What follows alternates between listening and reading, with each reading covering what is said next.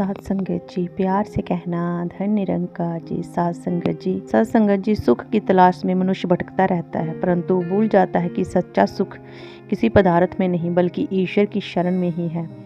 जिन्हें हम जीवन का आधार समझते हैं वहीं एक दिन हमारे लिए दुख का कारण बन जाते हैं। इसलिए महापुरुष बार बार कहते हैं, सच्चा सहारा केवल परमपिता परमात्मा निरंकार का है। साध संगत जी, ऐसी ही एक कहानी है। एक स्त्री का विवाह हुए 14 वर्ष हो गए थे, पर संतान का सुख उसे ना मिला। जीवन में धन वैभव और स्वास्थ्य की कोई कमी ना थी, फिर भी उसके मन में सदैव यही पीड़ा रहती कि पुत्र रत्न के बिना उसका जीवन अधूरा है।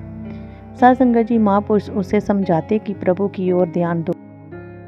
संभव है संतान का ना होना तुम्हारे ही हित में हो, पर वह सोचा करती, ये तो पुरुष है, माँ का हृदय कहाँ समझेंगे। आखिरकार प्रभु की कृपा से और औषधि के प्रभाव से उसे पुत्र प्राप्त हुआ। वर्षों की साधना पूरी हुई। उस बालक का पालन पोषण लाड प्यार से होने लगा। उसकी हर इच्छा को आज्ञा मान लिया जाता, जिससे उसका स्वभाव अटी बन गया। एक बार बच्चे ने घड़ी मांगी तो माँ ने दिला दी। फिर साइकिल मांगी, माँ ने मना किया, क्योंकि उसे डर था कि कहीं दुर्घटना ना हो जाए। पर बच्चे को ना सुनने की आदत ना थी। क्रोध में उसने माँ को बालों से पकड़कर जमीन पर दे मारा। माँ का माथा फट गया और खून बह निकला। उस क्षण माँ के मुंह से निकला, काश मैं बांझ ही रह जाती तो ये दिन ना देखना पड़ता। उसे स्मरण आ गया कि पुत्र प्राप्ति के लिए उसने कितने द्वार खटखटाए थे, कितनी बार साधु संतों के चरण धो धो कर पिए थे, देवी देवताओं के मंदिरों में सामान तक खोया था। साध संगत जी, वक्ता महापुरुष ने इस कथा का सार बताते हुए कहा, संसार का कोई भी पदार्थ स्थायी सुख नहीं दे सकता। जो वस्तु आज सुख देती है वही कल दुख का कारण बन जाती है।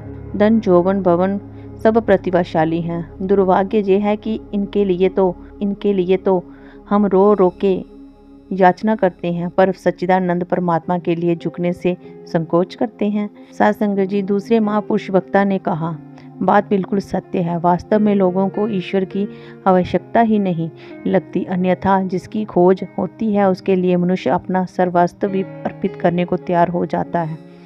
साध संगत जी, ईश्वर ने इस संसार की हर वस्तु सन्भंगुर बनाई है। धन यौवन वैभव सब नश्वर है, केवल परमात्मा ही शाश्वत है और इसी का स्मरण जीवन को सच्चा सुख दे सकता है। प्यारी साध संगत जी, प्यार से कहना धन निरंकार जी।